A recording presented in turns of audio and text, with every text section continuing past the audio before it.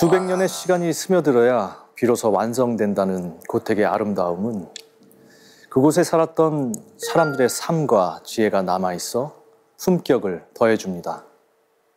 전통 가옥의 특징을 잘 살리면서도 자연을 닮은 외관과 함께 시대를 앞서갔던 집주인의 사상과 철학, 삶의 지혜를 엿볼 수 있는 소중한 문화유산이죠. 흔히 집은 건축가가 아니라 그 안에 사는 사람이 완성해가는 미완성의 공간이다. 이런 말이 있는데요. 고택이라는 이름으로 여전히 사람들의 발길이 이어지는 그곳에는 어떤 이야기와 정신이 깃들어 있을까요? 새소리가 반갑게 맞이하는 한 마을에 고즈넉한 집 한 채가 자리하고 있는데요. 우리나라에서 가장 오래된 민가인 맹시행단입니다.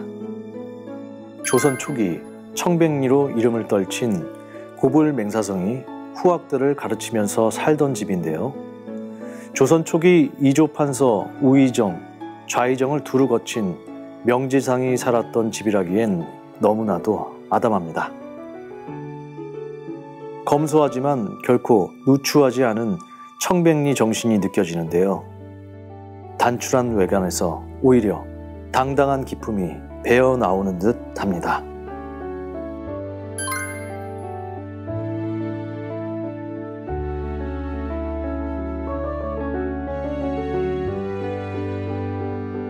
고려의 용맹한 장군과 조선의 명제상이 대를 이어 800년 이상 같은 자리를 지켜온 맹시행단은 정면 4칸, 측면 3칸, 디귿자 모양의 건물인데요. 중앙에 대청마루를 사이에 두고 좌우로 방이 있는 소담한 구조가 주인의 성품을 닮았습니다.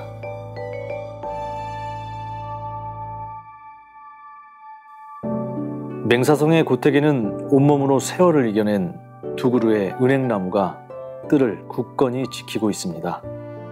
맹사성이 직접 심었다고 전해지는데요. 맹시행단이라는 이름도 이 은행나무 아래서 후학을 가르치고 학문에 정진했다는 데서 유래했습니다. 음악에도 관심이 많았던 맹사성은 이곳에서 단소를 즐겨 불었다고 하는데요. 강호에 묻혀 유유자적 살아가는 삶을 노래한 최초의 연시조 강호 사시가도 호젓하게 만년을 보낸 이곳에서 탄생한 게 아닐까 짐작해 봅니다. 강호의 가을이 찾아드니 물고기마다 살쪄 있다. 작은 배에 그물을 실어 물 흐르는 대로 던져두고 이 몸이 소이라는 것도 역시 임금님의 은혜로다.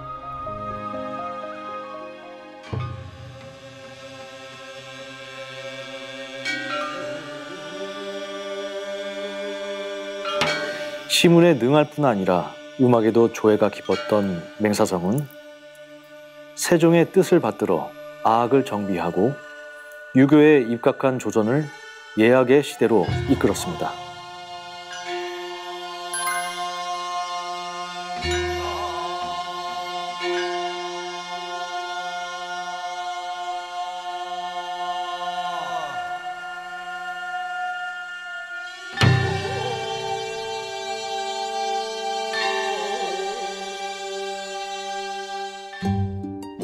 맹사성은 이곳에서 당대의 재상이었던 황희, 건진과 함께 교류하면서 각각 3그루씩 모두 9그루의 느티나무를 심었습니다. 금곡천 뒤에 정자를 세워 시문을 지어 읊고 나란히를 논의하기도 했는데요. 구계정 삼상당이란 2개의 현판이 돈독했던 3사람의 역사를 말해줍니다. 아쉽게도 600년의 풍파를 견디지 못하고 지금은 두 그루만 남아있는데요. 쓰러질 듯 휘어진 허리가 숱한 이야기를 담고 있는 듯 합니다. 조선의 청백리로 이름을 떨친 고불맹사성이 살았던 고택. 맹시행단을 보면서 생각나는 말이 있습니다. 집은 주인을 닮는다. 조선시대 최고의 요직을 두루 거친 고관대작이 만년에 살았던 집이 3칸, 4칸의 작고 소박한 모습이었다니 지금도 우리에게 큰 울림을 줍니다. 전라남도 땅끝 마을 해남에는 맹시행단과는 분위기가 사뭇 다른 고택이 있는데요. 대를 이어 명가의 맥을 잇고 있는 해남 윤씨종택 노구당입니다.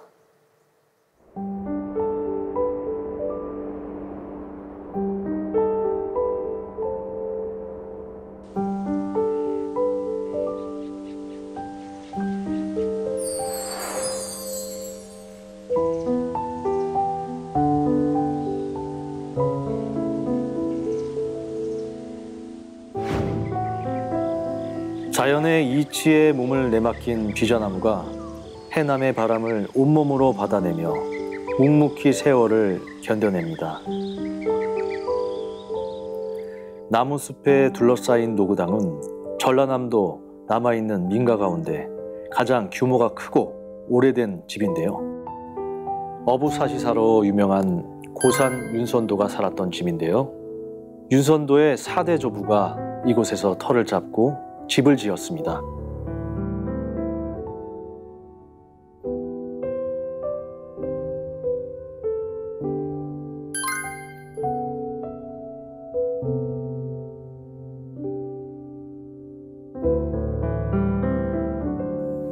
노구는 늦봄과 초여름 사이 잎이 우거질 때 내리는 비라는 뜻인데요.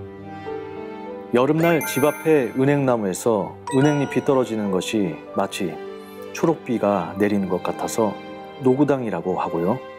또 담장 뒤 대나무 숲에 부는 바람 같다고 해서 노구당으로 불렀다고 합니다.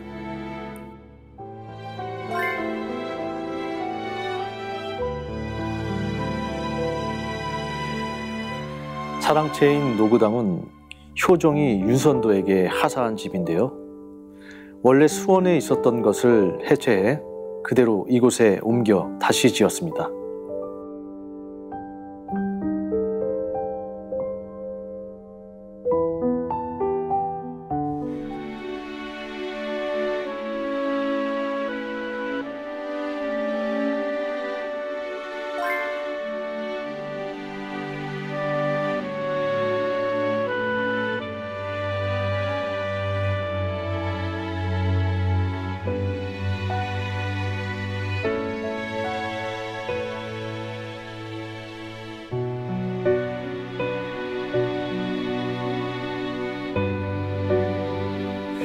확고한 자기 철학을 바탕으로 한 시대를 치열하게 살았던 고산 윤선도. 그는 20년 가까이 유배 생활을 하면서 자연을 벗삼아 은둔의 시간을 견디고 많은 시조를 지었습니다. 그렇다면 숱한 명문 종가 중에서 노구당이 문화예술의 산실로 자리 잡은 이유는 무엇일까요? 그 배경 중에 하나로 사람과 자연이 함께하는 유교적 이상향을 갈망해 노구당과 원림을 조성했지만 유학의 원리에 안주하지 않고 적극적으로 새로운 흐름과 가치를 수용하고 실천했다는 점을 꼽을 수 있는데요. 시대의 요구를 짚어내고 미래를 준비하는 포용력이 바로 예술 명가의 비결이었습니다.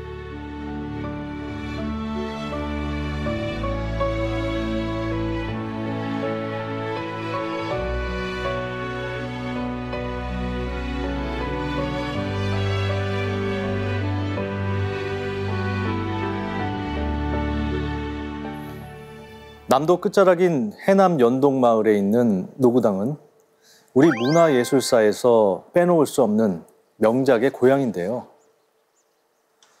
고산 윤선도가 사랑채를 짓고 시구를 떠올렸던 풍류 공간이자 공제 윤두서가 한국 회화사의 최고로 손꼽히는 자화상을 그린 화실이었습니다. 또 다산 정약용과 남도 화단의 시조인 소치허련, 차 문화의 성인인 초이선사도 윤씨 집안과 인연을 맺으면서 노구당에서 활약했는데요. 노구당이라는 이름처럼 싱싱한 빗방울을 조선 문화판에 흩뿌렸고 그 역사와 전통은 오늘날까지 이어지고 있습니다. 이번에는 아름다운 조선시대 전통 정원의 모습을 고스란히 간직하고 있는 고택을 소개해 드릴 텐데요. 자연의 유교적 세계관을 담아 그 곁에서 몸과 마음을 닦던 선비의 공간으로 떠나봅니다.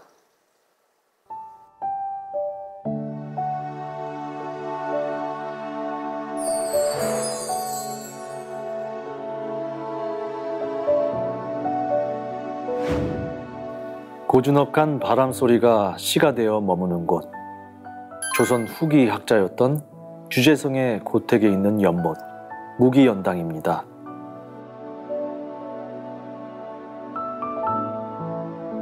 보통 별당에 있는 정원은 종가보다 규모가 작은 편인데 무기연당은 규모나 건축물의 미감이 종가를 훨씬 뛰어넘었습니다.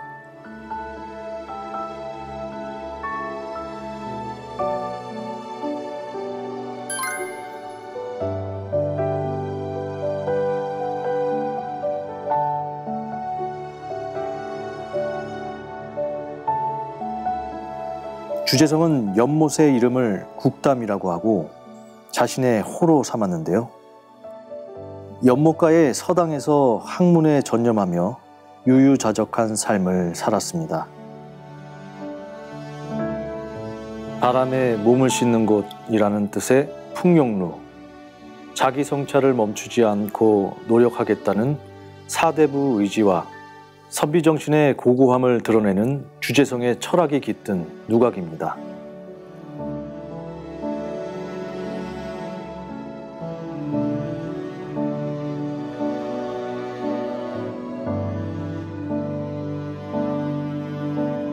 연못 위에 떠있는 듯한 정자, 하완정인데요.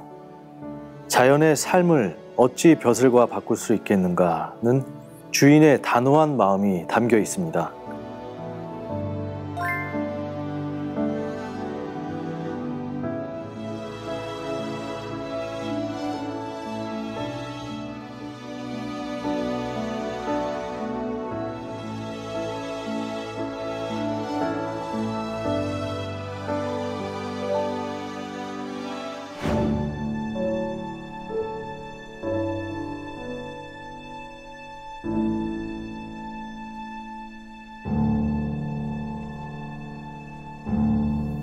하만 무기연당은 자연의 유교적 세계관을 담고 그 곁에서 몸과 마음을 닦던 선비의 공간입니다.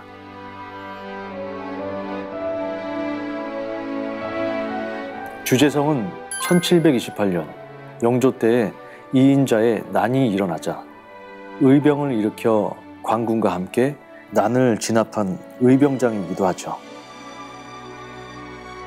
무기연당의 무기는 논어 선진편에 나오는 구절에서 따왔는데요. 벼슬에 연연하지 않고 자연에 묻혀 지내겠다는 선비 정신을 닮은 글자라고 합니다. 무기연당은 네모난 연못 가운데 둥근 섬을 만들고 궤석을 쌓아 산의 모양을 본떠 놓았는데요. 하늘은 둥글고 땅은 네모나다는 우주적 세계관을 담은 연못입니다.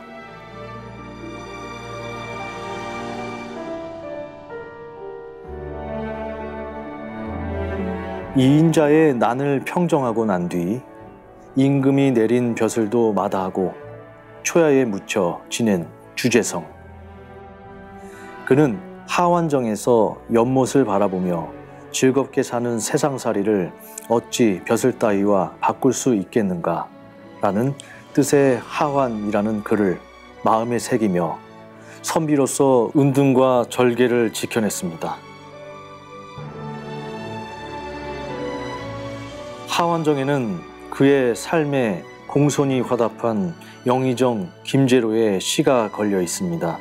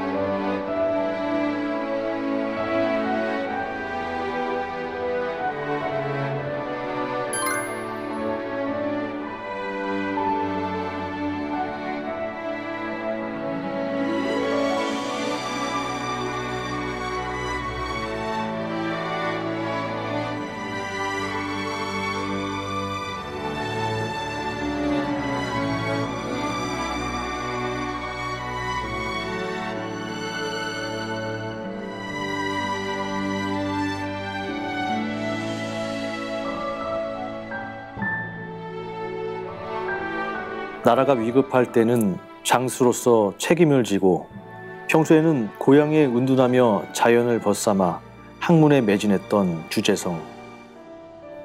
욕심을 버리고 자연에 순응하며 조용히 살겠다는 선비 정신이 무기연당에 고스란히 남아 있습니다.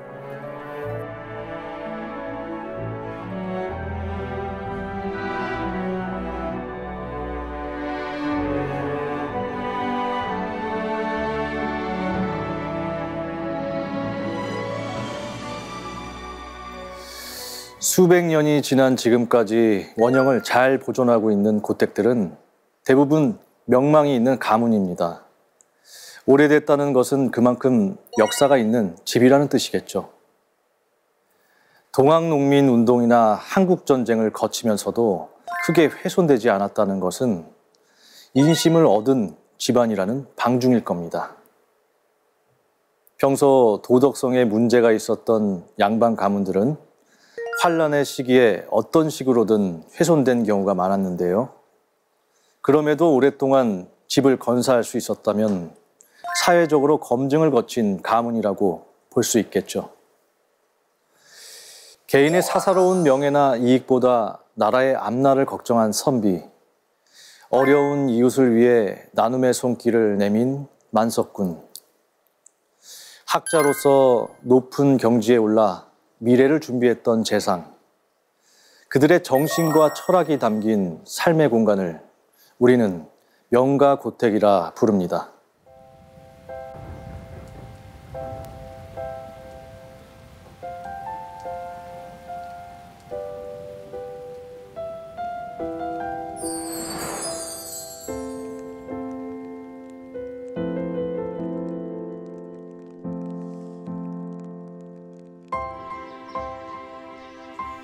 정갈한 마당 한가운데 소담하게 핀 모란꽃이 양반의 기품을 닮아 있습니다. 조선 후기의 학자이자 서예가인 추사 김정희가 태어나 유년 시절을 보낸 전통 가옥, 충청남도 예산에 있는 추사고택입니다. 18세기경 추사의 증조부가 지은 집으로 우리나라 양반 문화의 정갈한 분위기를 보여주고 있는데요. 건물 사이에 돌계단과 축대가 균형 있게 들고 나면서 세심하게 짜맞춰져 있어 고택에 기품을 더합니다.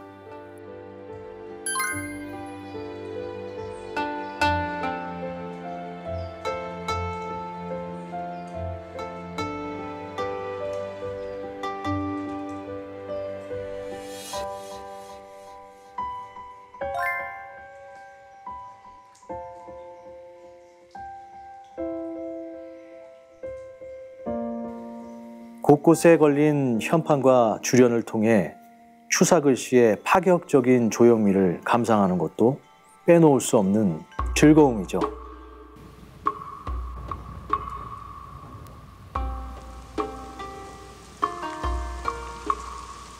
비 내리는 후원이 고택에 운치를 더해주네요.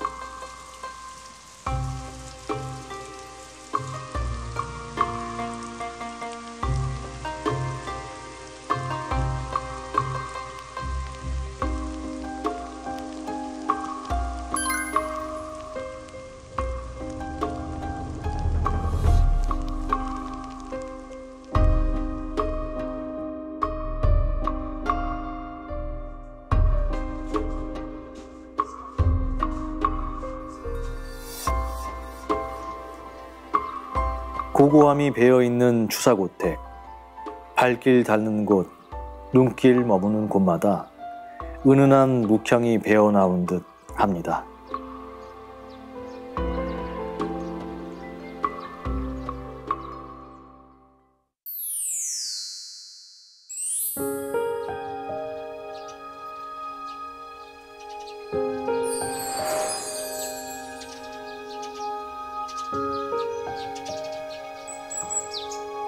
높은 소슬대문도 담장도 없이 활짝 열린 고택 장독대에 항아리가 즐비하게 늘어서 손님을 맞이하는 곳. 300여 년 역사를 오롯이 담고 있는 충청남도 논산의 명제고택입니다.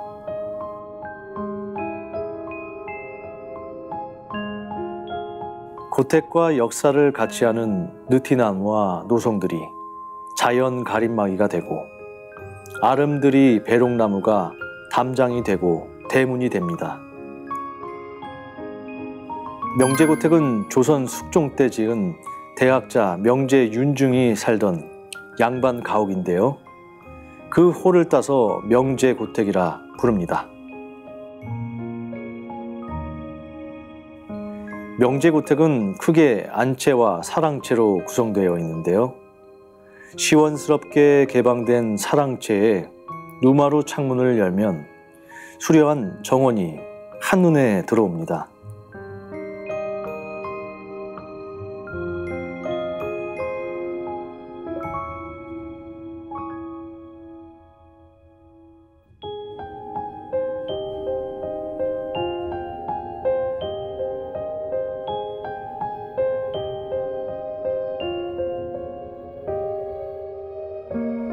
조선 후기 대학자였던 명제윤중은 숙종 임금이 무려 18번이나 벼슬을 내렸지만 끝내 모두 사양해서 백의정승으로 불렸는데요.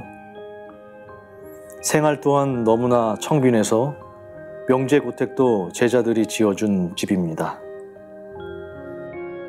대쪽 같은 성품과는 달리 비우고 베푸는 일에 주저하지 않았는데요. 이런 가풍이 후손까지 이어져 동학농민전쟁과 한국전쟁을 거치면서도 고택이 소실되지 않고 300년 넘게 지켜올 수 있었습니다. 내 집은 아무것도 숨길 게 없기에 담을 두르지 않는 것이요. 현재 윤중의 후손들은 대대로 이어온 내림 음식의 깊은 맛을 장담그기 문화를 통해 계승하고 있습니다. 집주인의 마음 따라 오늘도 과거와 현재가 만나는 곳, 명제고택에서 선비의 정신과 지혜 그리고 배려를 배웁니다.